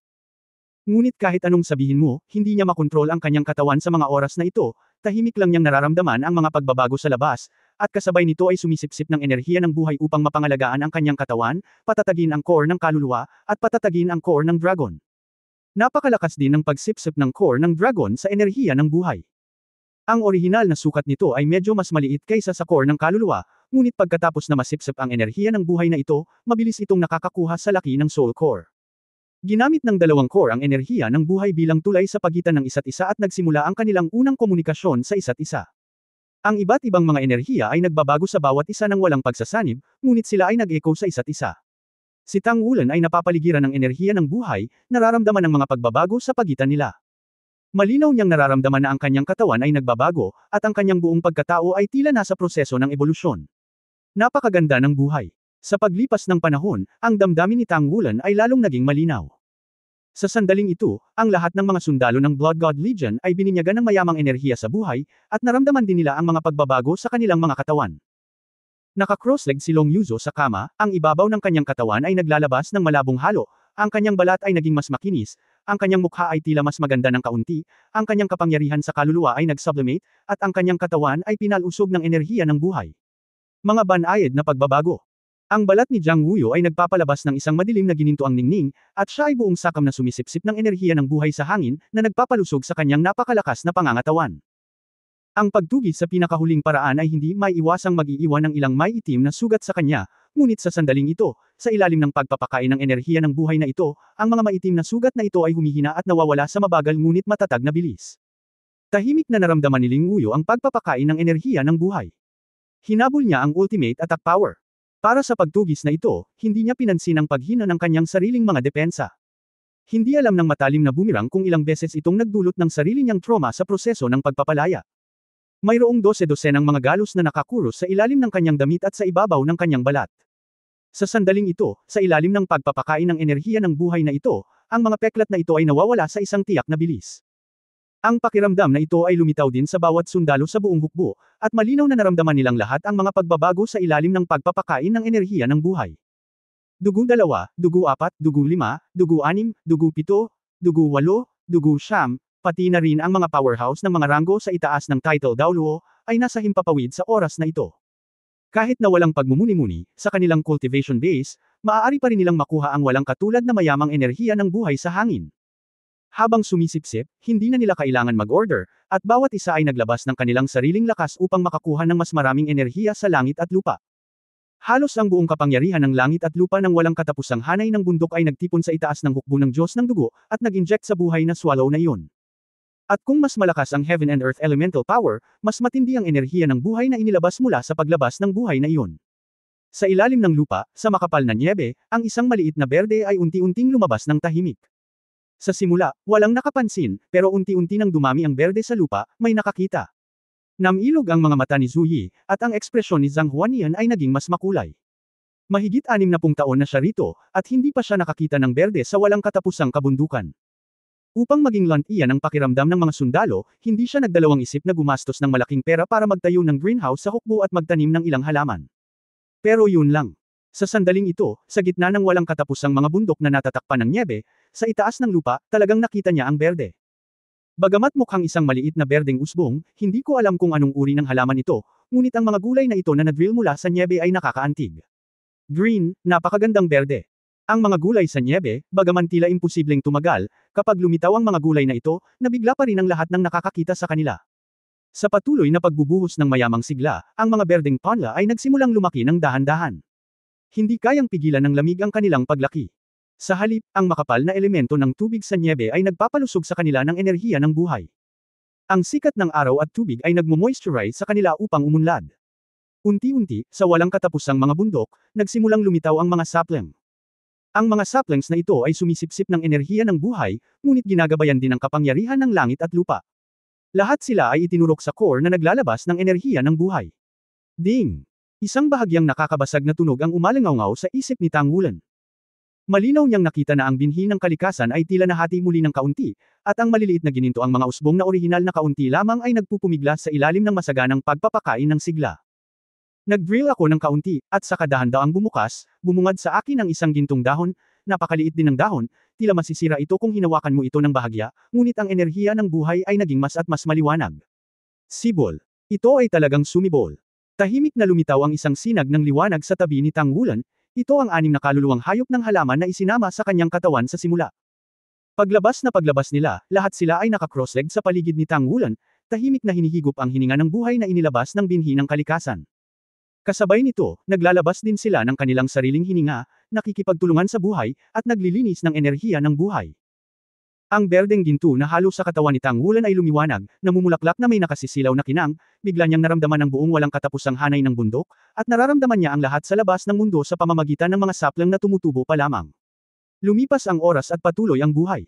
Ang mga piraso ng dahon ay nagsimulang bumaon mula sa mga buto ng kalikasan. Hanggang sa lumabas ang ikapitong dahon. Ang gintong liwanag ay biglang nagtagpo, at ang lahat ng hininga ng buhay ay huminto sa parehong oras. Isang 7 dahon na gintong pattern lamang ang lumitaw sa noo ni Tang Wulan. Ang hininga ng buhay ay nagtatagpo, at ang kapangyarihan ng langit at lupa ay natural na tumatakas. Kung tatanawin mo ang walang katapusang bulubundukin mula sa langit, makikita mo na ang mundong nababalutan ng nyebe ay puno na ng mga sapling na halos 1 metro ang taas. Bagamat hindi talaga sila makakaligtas sa nagyayelong mundong ito. Pero at least, umiral na ang buhay nila. Kahit na ito ay isang sandali ng kagandahan, nagdaragdag din ito ng isang bukal ng tagsibol sa buong walang katapusang hanay ng bundok. Sa kalagitnaan ng hangin, ang mga matataas na opisyal ng Blood God Legion ay patuloy na huminga ng malalim, binubuksan ang bawat butas ng katawan, hinihigop ang huling enerhiya ng buhay. Ang bawat tao'y tila may nagniningning na pakiramdam. Sa oras na ito ay nasa kalagitnaan ng araw. Sa mga ilang oras na ito ng pampalusog na enerhiya sa buhay, ang lahat ay hindi lamang nawawala sa nakatagong sakit, ngunit pinapataas din ang kanilang buhay ng hindi bababa sa 5 taon. Ito ang pakinabang ng iniksyon ng sigla. Lalo na para kina Shuai, Shuaisen at Zhang Huanian, na sumisipsip ng purong enerhiya sa buhay mula pa sa simula, ang epekto ay mas maganda. Lalo na si Zhang Huanian, siya ay naipit sa antas ng 78 titulo na daoluo sa mahabang panahon. Huwag gumalaw ng ilang dekada. Ito ay dahil halos hindi makayanin ng kanyang katawan ang huling tagumpay. Sa proseso ng pagsipsip ng enerhiya ng buhay na ito, naramdaman niya sa unang pagkakataon na lumuwag ang malaking bottleneck sa kanyang harapan. Paanong hindi siya masasabik nito? Salamat sa batang iyon para sa akin, sa pabor na ito, malaki ang utang ng Blood God Legion sa kanya, at tinanong siya kung ano ang gusto niya. Ibibigay ko ang lahat ng makakaya ko. Atris ako sa loob ng ilang oras. Tianwo, ikaw ang bahala sa pang-araw-araw na gawain. Iwanan ang pangungusap na ito, ang figure ni Zhang Huanian ay kumislap at nawala sa hukbo. Ang lahat ay naka-absorb lamang ng napakaraming enerhiya sa buhay, at hindi sila nang ahas na magpabeya. Magkahiwalay silang bumalik sa kanilang mga tirahan, at kailangan nilang lahat na linangin ang kanilang natamo ngayon sa kanilang sariling mga bagay. Ang buong Blood God Legion ay huminahon, tinutunaw at sinisipsip ang napakalaking enerhiya ng buhay. Sa yelo at nyebe, ang malalaking berdeng dahon ng mga saplang ay gumagalaw sa malamig na hangin, kahit sa maikling panahon, hindi sila mawawala. Dahan-daang iminulat ni Tang Wulan ang kanyang mga mata, tahimik na nagtagpo ang 5 spirit ring, at unti-unting bumalik sa normal ang ningning ng balat ng balat. Hindi pa niya naramdaman ang ganoong kasarap na pakiramdam noon, kahit sa bawat paghinga ay tila bumubuhos ang langit at lupang enerhiya sa kanyang katawan. Sa bawat paghinga, ang pagbabago-bago ng dugo at kapangyarihan ng espiritu ay magsasama sa isa't isa, banayad na pagpapabuti ng kanyang paglilinang. Sa ika-64 na antas, naramdaman niya na pagkatapos na masipsip ang ganoong kalakas na enerhiya sa buhay at enerhiya ng langit at lupa, ang kanyang soul power cultivation base ay patuloy na sumisira, at siya ay nakakuha lamang ng isang soul core, at siya ay direktang nakapasok sa antas na ika-64 na antas. Panginoon, maaari na akong magsimula. Lumutang si Kilo Tulip at yumuko kay Tang Wulan sa ilalim ng nakakainggit na tingin ng iba pang 500,000 taong gulang na mga kaluluwang hayop ng halaman. Ang mga buto ng kalikasan ay nagsilang ng 7 dahon, at sila ay lubos na nakumbinsi ni Tang Wulan, at sila ay lubos na naniwala sa pagkakakilanlan ng anak ng kalikasan. Kung hindi ka anak ng kalikasan, paano maipanganak ang binhi ng kalikasan? Kung hindi dahil sa lugar na ito, hindi talaga angkop na magugat ang mga buto ng kalikasan, at sa pagkakataong ngayon pa lang, malamang na mahuhulog sa lupa at magugat ang mga buto ng kalikasan. At si Tang Wulan, bilang anak ng kalikasan, hanggat nasa saklaw siya ng binhi ng kalikasan, siya at ang binhi ng kalikasan ay iisa, at maaari niyang direktang gamitin ang kapangyarihan ng langit at lupa sa pamamagitan ng binhi ng kalikasan. Okay. Tumanggo si Tang Wulan kay Kilo Tulip. Biglang niyugyug ng isang ito ang kanyang katawan at naging isang malaking rosas na bulaklak, na may mga talulot na lumilipad sa paligid ng Tang Wulan. Ang mga siksik na pagbabago-bago ng enerhiya ay umiikot sa hangin, at ang walang kapantay na paghinga ay dumadaloy sa daloy ng hangin. Napuno ng mahinang halimuyak ang bawat sulok ng dormitoryo. Upang pagsamahin ang mga kaluluwa at espiritu, kailangan muna nating makipag-usap sa isa't isa at maging handa. Walang pag-aalinlangan na ang lahat ng mga tanikala sa puso ni Kilo Tulip ay nabali, tanging nais lamang na samahan ni Tang Wulan. Sa proseso ng paghahalo sa pink na halo na iyon, ang lahat ay natural. Ang katawan ni Tang Wulan, na nabasa pa lang ng binhi ng kalikasan, ay tila madali kahit na kailanganin niyang tiisin ang 100,000 taong cultivation base na ito. Sa pamamagitan ng binhi ng kalikasan na nakaupo sa gitna, ang buong proseso ng pagsipsip ay hindi maaaring maging mas maayos. Ang malakas na pangangatawan, ang halamang martial spirit, at ang binhi ng kalikasan, ang pagkakaroon ng tatlong ito ay gumagawa ng kanilang pagsasanib ng walang anumang hadlang. Ang mga pink petals ay unti-unting nag-hover at nag-contract sa paligid ng katawan ni Tang Wulan, at sa wakas ay naging kulay dugo na halo, at ang iba pang 5 spirit ring ay lumitaw muli, na sumasalamin sa pulang dugo na halo. Muling tumaas ang hininga ni Tang Wulan. Sa pagbubuhos ng 100,000 year spirit ring, ang kanyang buong ugali ay muling nagiba, na may bahagyang mas maalikabok na hininga, at kasabay nito ang isang magaan at eleganteng halimuyak na dumagdag sa kanyang katawan. Ang pagsasanib ng Kilo Tulips, mula ngayon, ay hindi na sasalakay sa lahat ng uri ng lason. Bagamat walang soul bone dahil ito ay isang soul spirit fusion, ang tulong nito kay Tang Wulan ay tiyak na hindi maihahambing sa isang soul bone. Ipinikit ang kanyang mga mata at muling pumasok sa meditation state, bahagyang nanginig ang soul core sa dantian, at ang mayamang kapangyarihan ng kaluluwa ay agad na nakapulupot sa katawan ayon sa mode ng operasyon ng misteryosong kapangyarihan. At sabay ding tumugon ang core ng dragon, umikot sa kabilang direksyon ang kapangyarihan ng bloodline. Ang kapangyarihan ng langit at lupa sa himpapawid ay natural na natipon patungo sa kanya. May dahilan si Tang Wulan para maniwala na ang proseso ng kanyang cultivation mula sa level 60 hanggang level 70 ay marahil ang pinakamaikli sa lahat ng level ng cultivation sa nakaraan. Matapos magsanib ang 100,000 taong espiritu, ang kanyang espiritong kapangyarihan ay lumapit ng isang hakbang at direktang tumaas sa ika-65 antas. Sa loob lamang ng ilang buwan, naabutan niya ang karaniwang antas ng kanyang mga kasosyo. At ang pagpapabuti ng base ng paglilinang ay higit na lumampas sa pagpapabuti ng kapangyarihan ng kaluluwa sa ibabaw. Kung gaano kalaki ang iyong napabuti, kailangan mo pa ring tingnang mabuti ang aktwal na labanan at lubusang maunawaan ang iyong mga natamo mula sa promosyon na ito. Pagkatapos ng napakahabang panahon ng pagtakbuin, ang Spirit Power Vortex ay natural na dumaan sa sarili nitong. Sa wakas, pumasok si Tang Wulan sa hanay ng mga high-level Soul Masters. Ito rin ang naglatag ng pundasyon para sa kanya upang lumipat sa tuktok sa hinaharap. Kinailangan ng isang buong araw para unti-unting nagising ang buong Blood God Legion. Ang pakiramdam na ito ay walang alinlangan na napakaganda. Ang lahat ay tila isinilang na muli sa ilalim ng pagpapakain ng enerhiya ng buhay. Nang muling lumitaw si Tang Wulan sa Blood God Camp, nakatayo na doon si Shai na naghihintay sa kanya. Bagaman hindi ko dapat itanong, hindi ko pa rin maiwasang tanungin ka. Ano ang nangyayari sa malakas na sigla na iyon? Napatingin si Shai kay Tang Wulan nang may pagtataka. Sa gilid niya, may dugo pang tatlo. Sa Blood God Camp, silang dalawa ang higit na nakinabang sa tagumpay na ito ay silang dalawa. Pagkatapos mag-isip tungkol dito sandali, sinabi ni Tang Wulan, maaari mong malaman ang tungkol sa dalawang lumang gintong puno.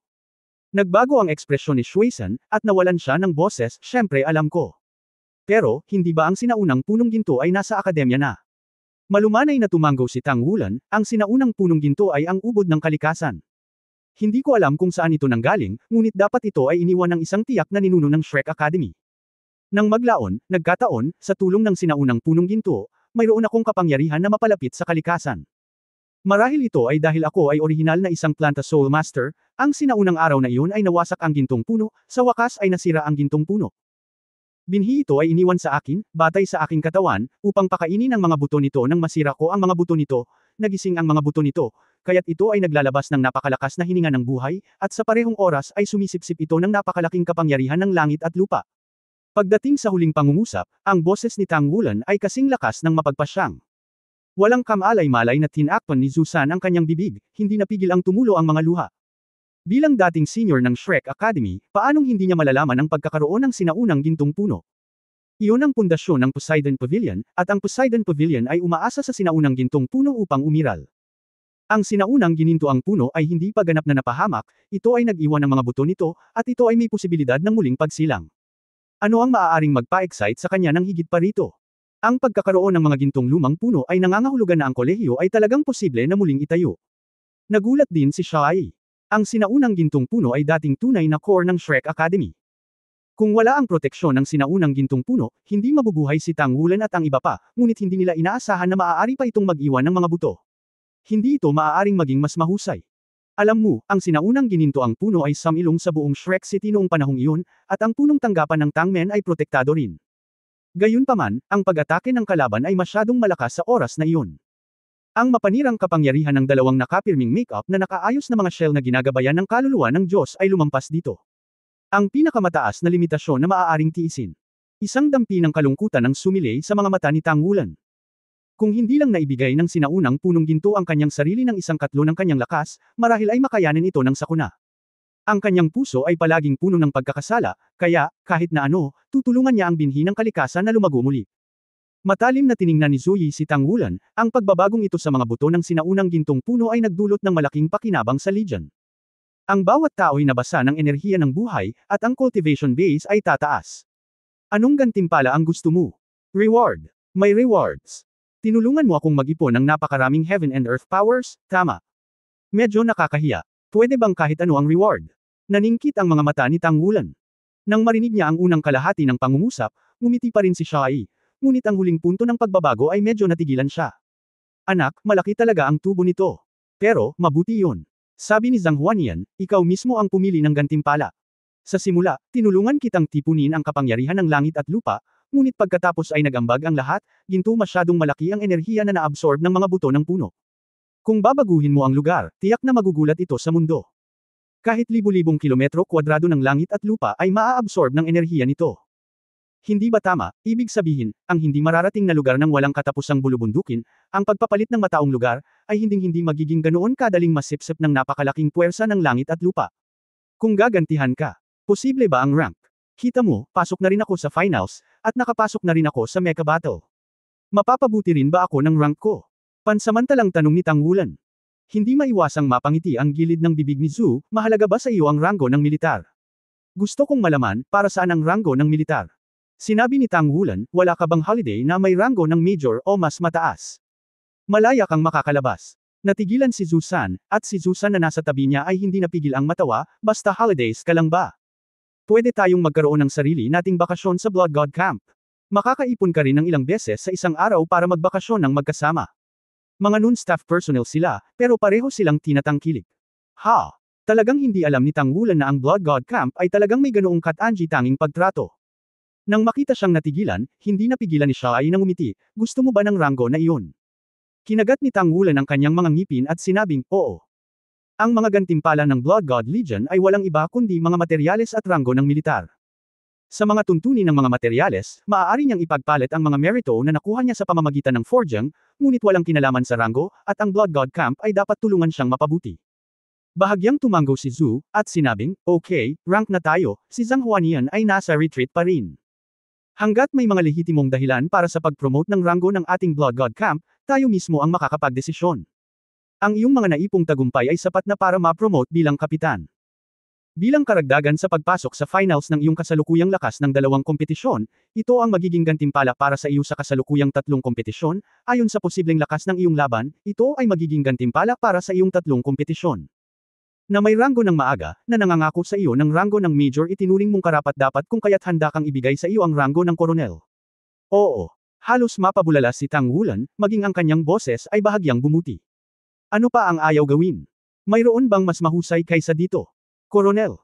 Ito ay simpleng hakbang paakyat sa langit, nakatumbas ng direktang pag-promote mula sa isang maliit na pinuno ng Clayton tungo sa antas ng pinuno ng grupo, isang antas na mas mataas kaysa kay Jiang Wuyo, ito ay talagang ipinagmamalaki. Ngumiti si Zhu at tumango, very good. Aayusin ko ang promotion ceremony para sa iyo. Iyon lang. Salamat. Tumayo si Tang Wulan at sumaludo. Pumunta ka. Nakangiting sabi ni Shai. Masayang umalis si Tang Wulan, ipagpapatuloy niya ang pagsasanay sa kanyang marksmanship. Ang cultivation base ay nag-improve ng husto, at ang soul core ay condensed, kailangan niyang subukan kung makakagawa din siya ng breakthrough sa mga tuntunin ng marksmanship. Nang makita si Tang Wulan na masayang sumakay sa elevator, si Zhu Sankai ay nagsabi sa paraang tulalang, hindi ba palagi mo siyang inaalagaan?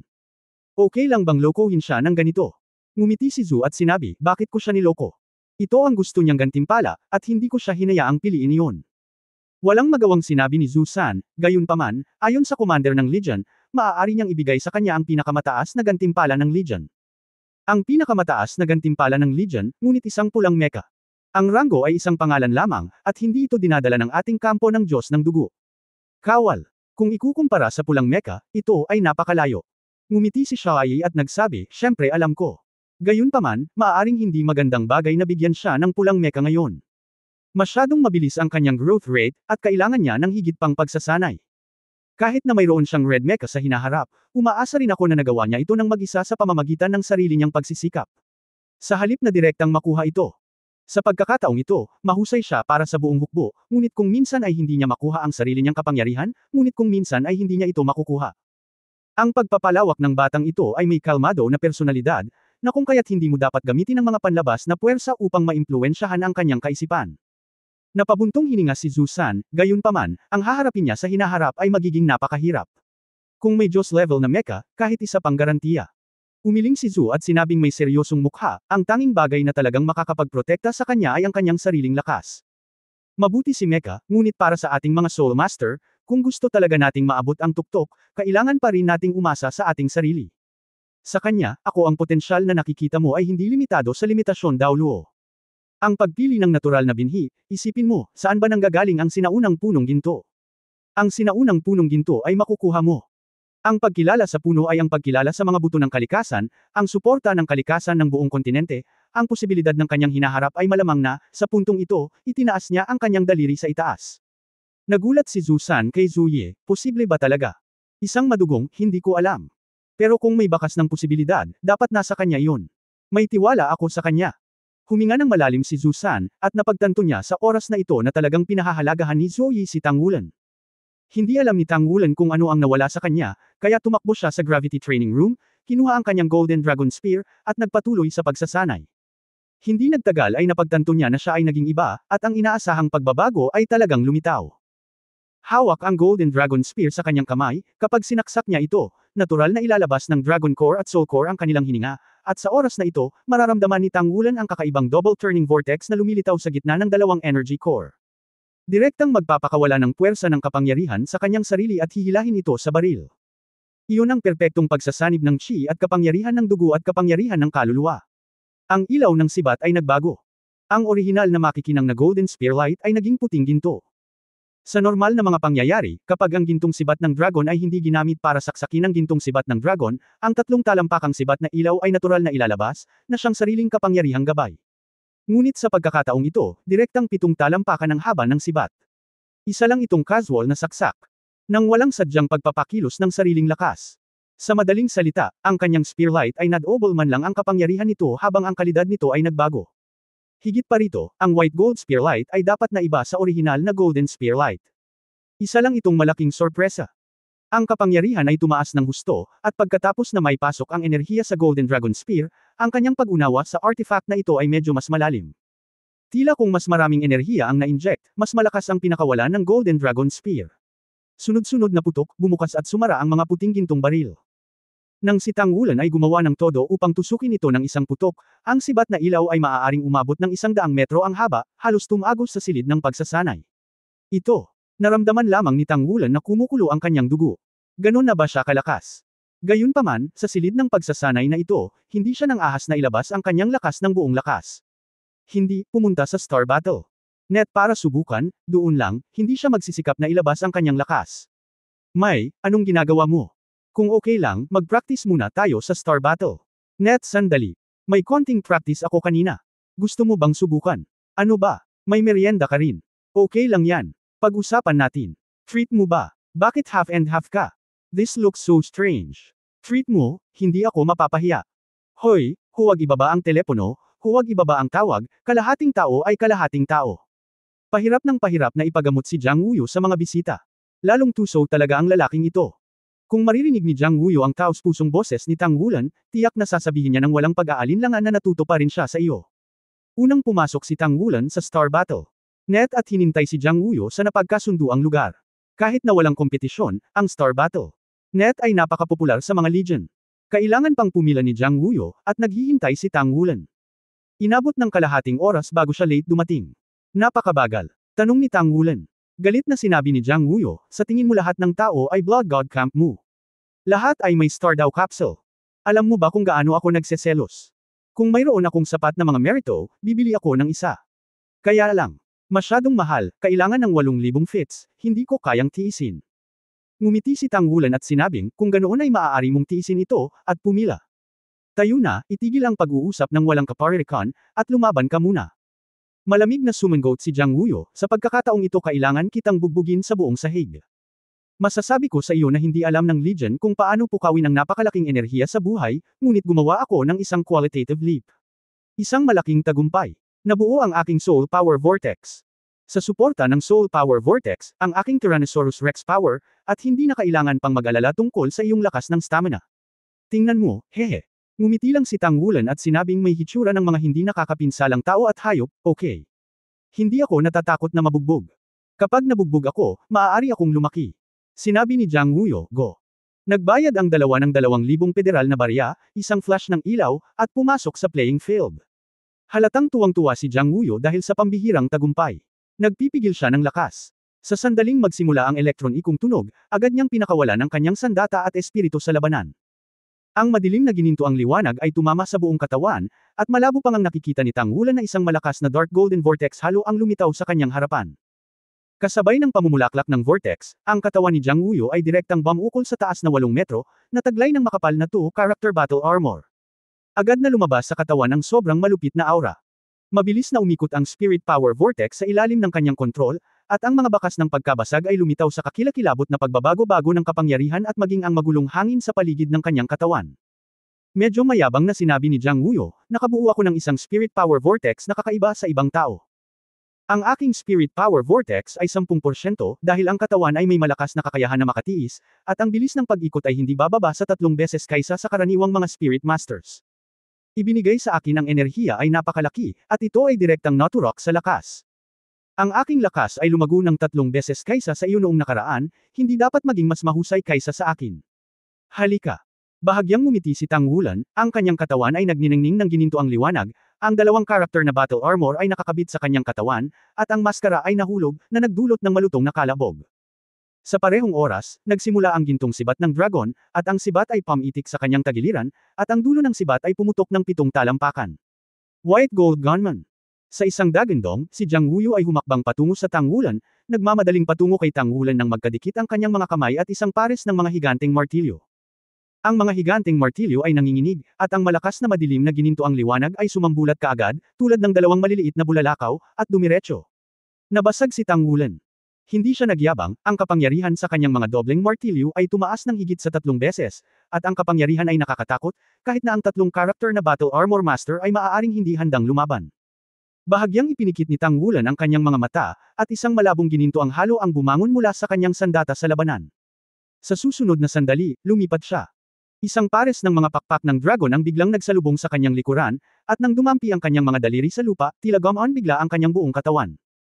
Ang mga pakpak sa likod niya ay bahagyang pumutok, at sa sumunod na sandali, ang nakita ni Jiang Wuyo ay isang daloy ng liwanag. Isang hindi maipaliwanag na kahulugan ng talas ang sumikat. Ang lakas ng dobleng martilyo ay tila nawala sa isang iglap, at maging ang kanyang mabilis na umiikot na spirit power vortex ay nagkaroon ng maikling paghinto. Mula sa simula hanggang sa wakas, ang nakita ni Jiang Wuyo ay ang puting gintong liwanag na kumikislap. Pagkatapos ay nawala si Tang Wulan ng walang bakas. Kaagad pagkatapos, natuklasan niya na ang kanyang spirit power vortex ay wala sa kontrol. Boom! Ang katawan ni Jiang Wuyo ay nawala sa hiyawan sa gitna ng marahas na pagsabog. Ang gintong apoy sa katawan ni Tang Wulan ay hindi tahimik na nagpapahinga hanggang sa oras na ito. Ang gintong sibat ng dragon ay naging puting ginto, at ang malinaw na kristal na liwanag ng sibat ay dahan-daang nagtagpo. Sa sandaling bago sumabog si Jiang Wuyo, mayroong isang malaking butas na may diameter na 1 metro sa pamamagitan ng kanyang malaking katawan. Kahit na ang dalawang karakter na battle armor ay hindi maaaring gawing mas maliit ang sugat na ito. Sa isang kislap ng liwanag at anino, hindi pa masyadong naranasan ni Tang Wulan bago siya lumabas mula sa kalabang battle zone.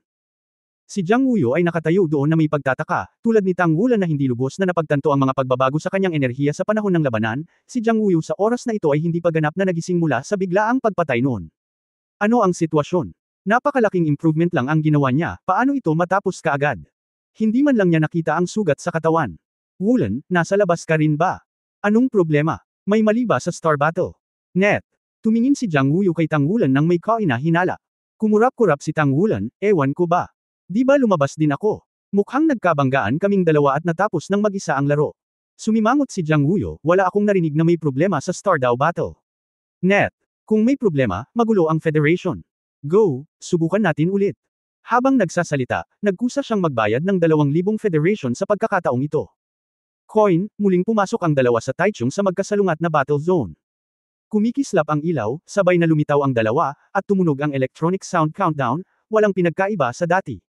Wala namang kakaiba sa pakiramdam. Pero, bakit ngayon lang nagkaroon ng error? Sabi ni Jiang Wuyo kay Tang Wulan, nalilito.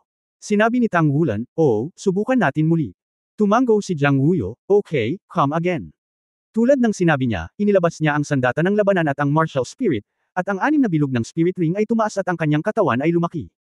Hawak ang isang pares ng higanting martilyo sa kanyang mga kamay, umungal siya patungo sa kanya. Sumugod si Tang Wulan. Isinuot din ni Tang Wulan ang battle armor, na may hawak na golden dragon spear. Muling lumitaw ang platinum gunlight.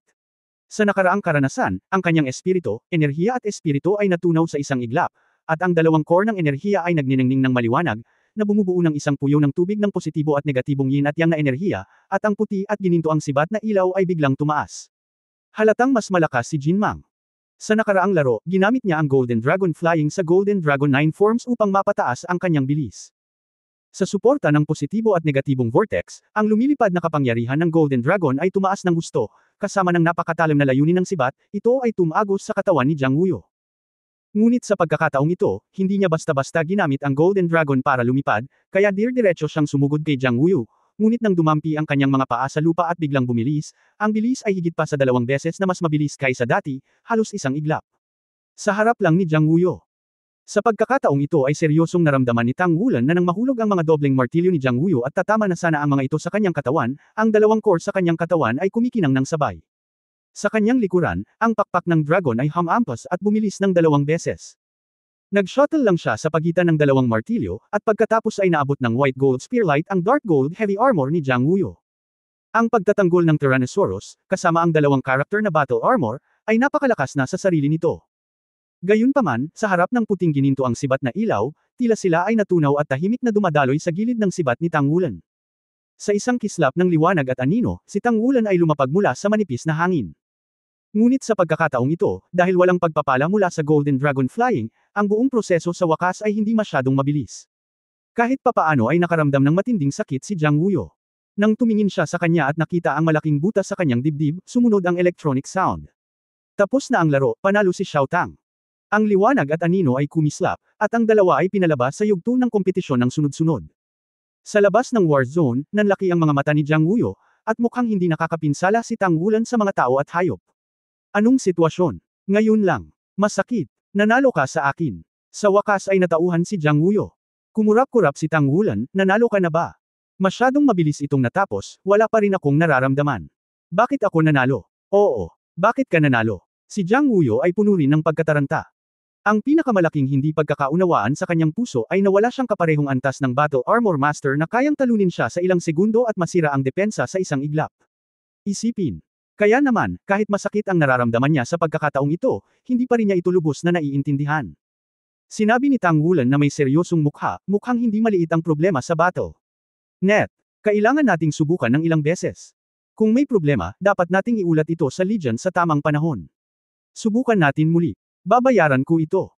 Nang makitang sa wakas ay mapagbigay at matuwid si Tang Wulan, naniwala si Jiang Wuyo sa kanya, at muling pumasok sa labanan ang dalawa. Makalipas ang 1 minuto, sunod-sunod na pinalabas ang dalawa. Aalis na ako. Masakit. Tang Wulan, ano ba? Anong problema ng Platinum Spear Light mo? This time ibinaba ko ang ulo ko at nakita kong ang gintong dragon mong sibat ang bumasag sa katawan ko at nandoon pa rin. Isang butas ang sumabog sa katawan mo. Ano ang sitwasyon mo? Sinamantala mo ba ang mga butas sa battle? Net. Tumalon si Jiang Wuyo at sinabi. Ginalaw ni Tang Wulan ang sulok ng kanyang bibig, umubo, at sinabing, hindi. Paano ko magagawang pagsamantalahan ang mga butas ng battle? Net. Ito ang crystallization ng teknolohiya ng buong Federation. May problema ba sa iyo? May problema sa depensa, o sabihin na mayroon kang problema sa iyong sariling paglilinang, na naging sanhi ng kahinaan ng iyong sariling mga depensa. Sumimangot si Jiang Wuyo, pwede ba? Pero, napakagaan ng pakiramdam ko. Sa aking damdamin, dapat ay mas lumakas ang depensa ko. Paano ito hihina? Nagkibit-balikat si Tang Wulan, hindi ko alam ang tungkol doon. Gayunpaman, ito ay isang malaking problema. Hindi mahalaga sa battle. Net. Kung mayroon kang problema sa mga nilalang ng kalaliman, ito ay magiging magulo. Ito ay tungkol dito. Buhay at kamatayan. Paano kung pumasok tayo muli, at mararamdaman mo ang pagbabago sa iyong depensa? Agad na tumanggaw si Jiang Wuyo, at sinabing kinakabahan, okay, subukan nating muli, sa pagkakataong ito ay magdahan-dahan ka, huwag magmadali sa pag-atake sa akin. Pumasok ulit sa competition stage ang dalawa. Nang malakas na durugan ni Jiang Wuyo ang kanyang dibdib gamit ang kanyang higanteng martilyo na bakhan, naramdaman ang kanyang sariling depensa at ang pagtatanggol sa armor ng labanan, biglang nawala ang tensyon sa kanyang mga mata. Hindi. Normal ang depensa ko. Tingnan mo, ang martilyo kanina ay kahit 10,000 cut ties, at wala namang problema. Haha, sabihin ko lang, okay lang ako. Halika ulit, hindi ako naniniwala. Makalipas ang 1 minuto. Tang Wu Lin. Galit na tumingin si Jiang Wuyo kay Tang Wulan na lumabas sa likuran niya, hindi, multo ang baril mo. Hindi tama ang kapangyarihan mo. Sa pagkakataong ito ay natamaan ka ng martilyo ko. Naka-on ang Golden Dragon Spear, at lumipad ito sa isang click lang, at nag-iwan ito ng ganoon kalalim na marka sa martilyo ko. Walang silbi ang depensa ko sa Golden Dragon Spear mo, parang kutsilyong nagpuputol ng mantikilya. Anong nangyari sa mainit na mantikilya? Ano ang nangyari? Kumurap si Tang Wulan, at sa sandaling magsasalita na siya, nagpatuloy si Jiang Wuyo, huwag mong sabihin sa akin na hindi mo alam. Hindi ako naniniwalang hindi mo alam. Ikaw lalaki, masama ang tiyan mo. Dapat sa una ka lang. Alam mo kung ano ang nangyayari. Hindi ito isang battle. Net na problema, di ba? Ganito ang pag-unlad ng iyong mga kakayahan. Bagamat medyo prangka si Jiang Wuyo, hindi siya tanga para makarating sa puntong ito. Pagkatapos ng ilang mga pagtatangka, lalo na pagkatapos ng sadyang pagmamasid, sa wakas ay napagtanto niya na siya ay niloko ni Tang Wulan. Alam na ng taong ito ang nangyayari sa simula pa lang, pero niloko niya ang sarili niya para maging target siya ng paulit-ulit. Ngunit kasabay nito, labis din siyang nabigla. Gamit ang kanyang sariling kapangyarihan sa pagtatanggol, ang antas na ito ay tiyak na ang rurok ng rurok sa Soul Emperor. Ngunit ang offensive power na ito ni Tang Wulan ay maaaring ganap na magpawalang bisa sa kanyang depensa. Ito ay isang bagay na hindi kayang gawin ng Soul Sage at ng mga ordinaryong kontra.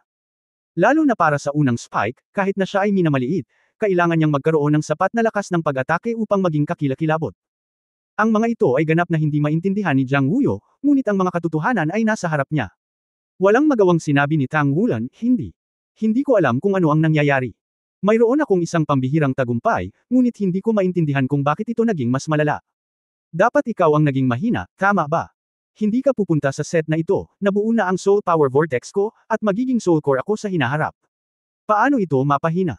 Galit na sabi ni Jiang Wuyo. Biglang nagbago ang mukha ni Tang Wulan at matagumpay na sinabi, iyon ay dahil naging mas malakas ako. Hindi mo kailangang maging matigas ang ulo. Kung natatakot ka, natatakot ka. Walang aminin. Okay lang, hindi kita i-discrimina. Magkaibigan pa rin tayo. Sino ang natatakot? Hindi ako natatakot. Hindi ka lang pamilyar sa iyong nabagong kakayahan. Galit na sabi ni Jiang Wuyo. Cut, you don't dare to fight with me, natatakot ka ba? Ilang beses ka nang nag-aaway, kaya ngayon ka na ba nakikibagay? Do you dare to come again? Nagmamalaki si Tang Wulan. Tara, hindi pa rin ako naniniwala. Magbabayad ka. Okay. Sumang-ayon si Tang Wulan ng walang pag-aalinlangan, at silang dalawa ay muling pumasok sa entablado. Makalipas ang 2 minuto. Sa isang kislap ng liwanag at anino, lumabas si Jiang Wuyo na nanginginig ang kanyang katawan, at sumilay ang takot sa kanyang mukha. Si Tang Wulan ay lumitaw pagkatapos at matagumpay na sinabi ko lang na hindi mo ito magagawa. Ito ang puwang. Gaya ng sinabi niya, inihambing din niya ang mga kalamnan ng kanyang mga braso kay Jiang Wuyo. Imposible. Hindi ako naniniwala, halika ulit. Makalipas ang 2 minuto. Halika ulit. Makalipas ang 2 minuto. Huwag kang lumaban. Si Jiang Wuyo ay tumingin kay Tang Wulan sa harap niya na may pagkadismaya. Kung ang isa ay isang pagkakamali at ang dalawa ay isang kawalang ingat, kung gayon paano ang 3 o 5 beses? O isang pagkakamali. Halimaw lang ang lalaking ito. Kahit na ito ay kapangyarihan, pag-atake, bilis, pagtatanggol, anumang aspeto ay malayo sa itaas ng kanyang sariling IQ. Ang kanyang Golden Dragon Spear ay hindi dapat maging isang mabigat na sandata kahit anong tingin mo dito. Tapos ang ipinagmamalaki niyang depensa ay hindi naman siya magdudulot ng kahit anong gulo, basta isang pagkakataon, diretsyong tatagos ang katawan niya. Ang mas nakakatakot ay ang sibat na layunin ni Tang Wulan. Nang mailabas ang kanyang spear intent, agad na naramdaman ni Jiang Wuyo na parang nanlamig ang kanyang puso, at ang kanyang buong katawan ay tila tinusok. Sa harap ng ganyang kalaban, bagamat malakas ang fighting spirit, maiipon ang frustration niya. Kung magpapatuloy ito, tuluyang mayayanig ang kanyang kumpiyansa. Gaano kahanda na ipagpatuloy ang pakikipaglaban kay Tang Wulan? Okay lang ba, Mai? Lumapit sa kanya si Tang Wulan na may pag-aalala. Umalis ka na. Napabuntong hininga si Jiang Wuyo ng ilang beses, sa wakas ay nakabawi mula sa naunang sakit. Bamantong hininga si Tang Wulan, hindi ko alam na magiging ganito, kaya naging ganito na ako kalakas. Mai, I'm sorry, I know that too big a gap will make you feel inferior, but I really don't want to.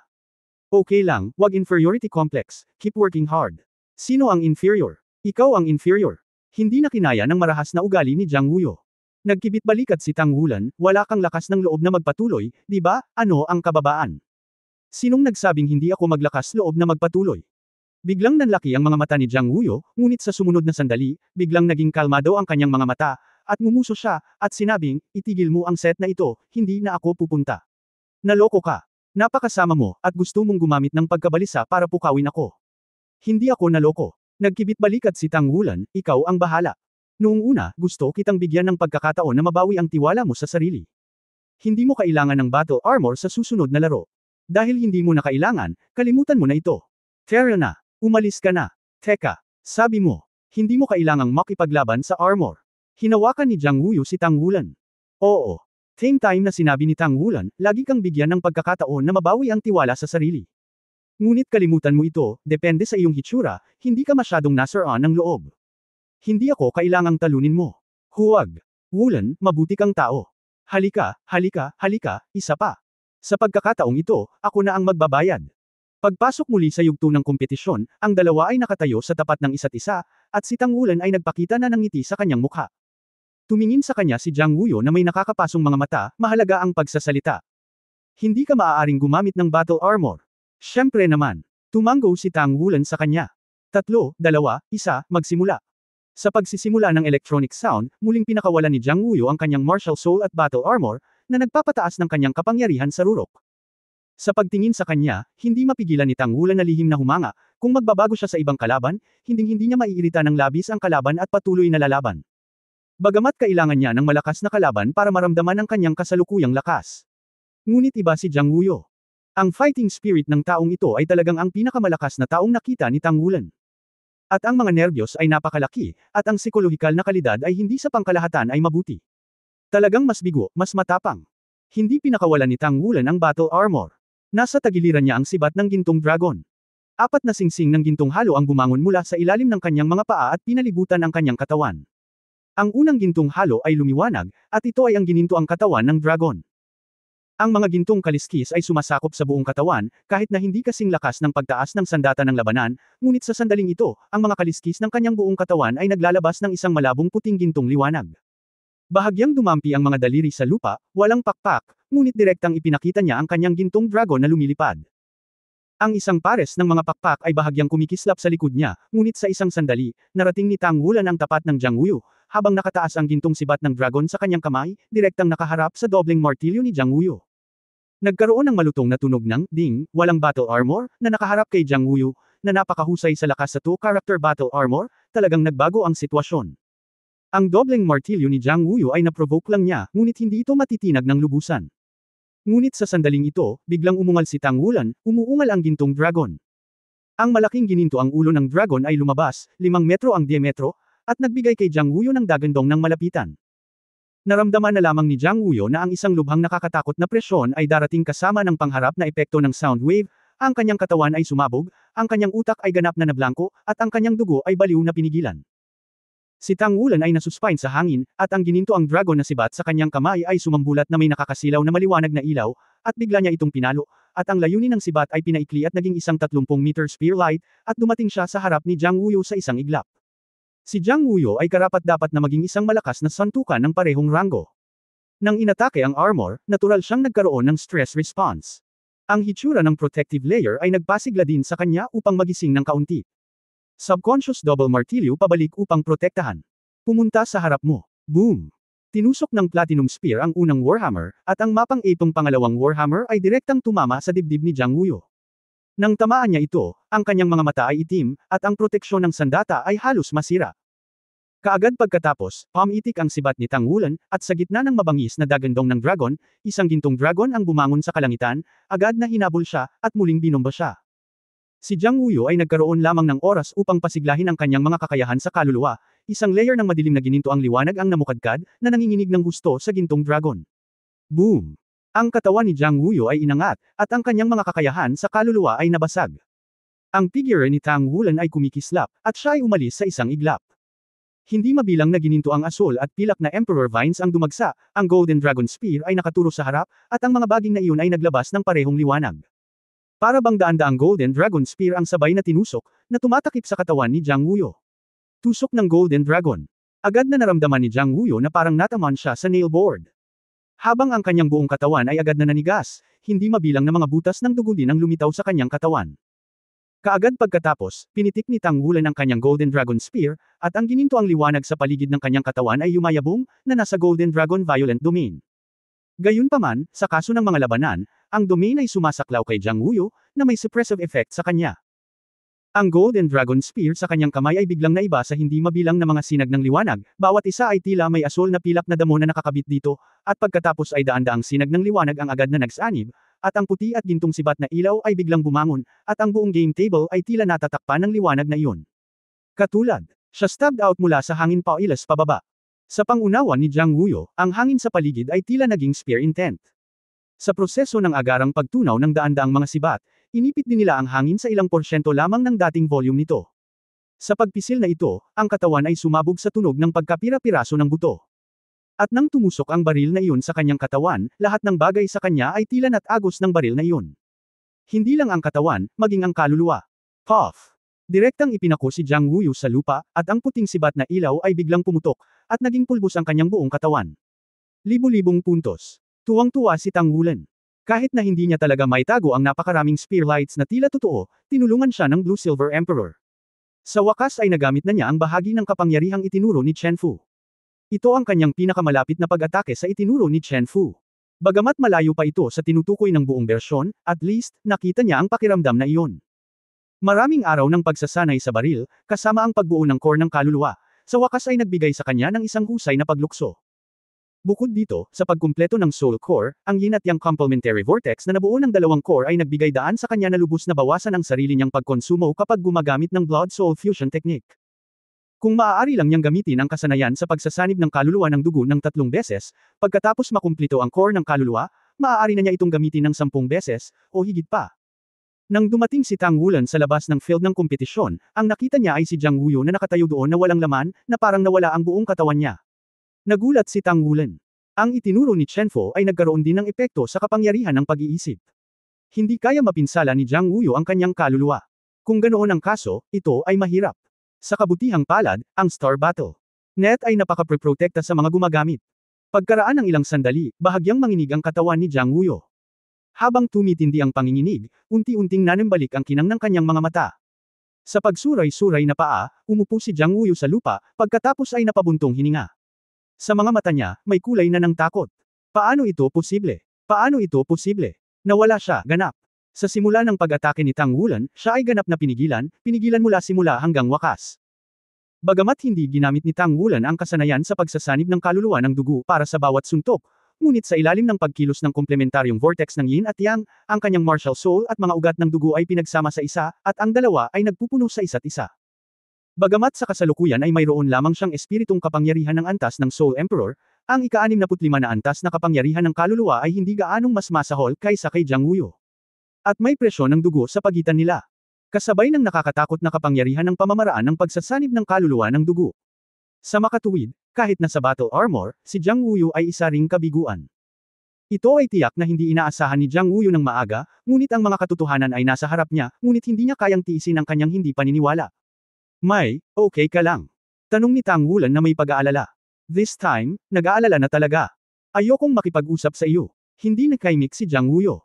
Umupo si Tang Wulan sa tabi niya, ang pressure ay motibasyon din. Ang bukal ay malambot, ngunit ang mas malakas na presyon, mas malaki ang puwersa ng rebounding. Napakatalino mo, hindi makatarungan sa iyo na makipag-away sa akin, magkapareho ang ating dugo. Masyado kang pinigilan ng aking dugo. Hindi ganoon kalaki ang agwat. Sa pagkakataong ito ay hinikayat niya ito mula sa kaibuturan ng kanyang puso. Alam din niyang sapat na. Pumunta ka. Galit na sinabi ni Jiang Wuyo, kahit anong sabihin mo, hinding-hindi na kita aawayin. Kailangan kong bumalik at mag-isip tungkol dito, hindi pa rin ako naniniwala. Ito ay isang bagay na hindi ko inaasahan. Habang nagsasalita, tumayo siya at naglakad palabas. Nang makita ang kanyang paalis na figure, hindi napigilan ni Tang Wulan ang pagkamot ng kanyang ulo. Maaaring hindi madaling mahanap siya sa hinaharap. Pero, mukhang hindi na talaga siya dapat kalaban. Pagkatapos ng ilang laban kay Jiang Wuyo, ganap na natanto ni Tang Wulan ang kanyang kasalukuyang estado. Matapos makumplito ang Soul Core, at ang dalawang Energy Core ay bumuo ng isang complementary vortex ng Yin at Yang, ang kanyang kabuuang lakas ay sumailalim sa mga pagbabago sa Earth Sharing. Kahit nakaharap ang Free Character Battle Armor Master, mayroon na siyang kakayahan na lumaban. Hindi ko na mahanap si Mai, parang kailangan kong magpalit ng individual. Ilang araw pa ang laro. Matapos i-disconnecta ang Stardaw Battle Net, nag-meditate si Tang Wulan ng cross-legged, hinuhukay at inasimilasyon ang mga nakuha mula sa aktwal na labanan. Gayunpaman, dahil ang panggigipit ni Jiang Wuyo sa kanya ay talagang limitado, ang aktwal na mga nadagdag ay hindi masyadong malaki, maaari lamang itong ituring bilang isang mas malinaw na pag-unawa sa kanyang sarili. May pagkakaiba talaga sa pagitan ng pagkakaroon ng Soul Core at ng hindi pagkakaroon ng Soul Core. Kung paano pagsasama-samahin ng iba't ibang kakayahan at ganap na ipakita ang kapangyarihang panlaban na taglay niya ang kanyang gagawin sa susunod na yugto ng panahon. Ang level ng Soul Power Cultivation ay itinaas sa ika-65 antas ng sabay-sabay, at ang dalawang malalaking Soul Core ay bumuo ng whirlpool, na nagbago na sa kanyang qualitatively. Precipitation at accumulation ang kanyang direksyon sa isang panahon sa hinaharap. Nang muling magising si Tang Wulan mula sa pagmumuni-muni, kinaumagahan na. Ang singsing ng Soul Guidance Communication ay nagmula sa Blood God Ring. Blood 1, hello. Lumapit ka sa akin. Taas ang ranggo mo. Ranggo ng militar. Koronel. Biglang uminit ang puso ni Tang Wulan. Sa pag-iisip na maaari kang maging isang major, ito ay talagang isang sorpresa. Alam mo, ilang buwan pa lang simula nang pumunta siya dito. Napatunayan ng mga katotohanan na tama siya, hindi lamang nakagawa ng qualitative leap ang kanyang cultivation level, mayroon din siyang ranggong koronel, at maaari siyang ituring na middle-level officer sa militar. Dumating sa Blood God Camp. Nagulat si Tang Wulan nang makitang hindi lamang ang dugo ang naruroon, ngunit mula sa dugo ng isa hanggang sa 9 na dugo, ang 9 na mga Diyos ng dugo ng kampo ng Diyos ng dugo ay naruroon lahat. Hello, sir. Tumayo si Tang Wulan at sumaludo. Tumingin sa kanya si Xiaoyi na may seryosong mukha, at sinabi, ayon sa iyong mga kinakailangan, pagkatapos maberipika at makipag-usap sa hukbo, napagpasyahan mong bigyan ka ng ranggo ng koronel bilang gantimpala para sa iyong naipon na karapat-dapat na paglilingkod at ngayong binyag sa buhay. Hindi mga tauhan ng Blood God Camp Tang Wulan, halika. Oo. Lumakad si Tang Wulan sa harapan ni Xiaoyi, lumakad si Shuizen na hawak ang tray, at may dalawang epaulet sa pulang tela ng tray. Ang dalawang bar ay 3 bituin, at ang gintong liwanag ay nagniningning. For more videos, please like, share and subscribe.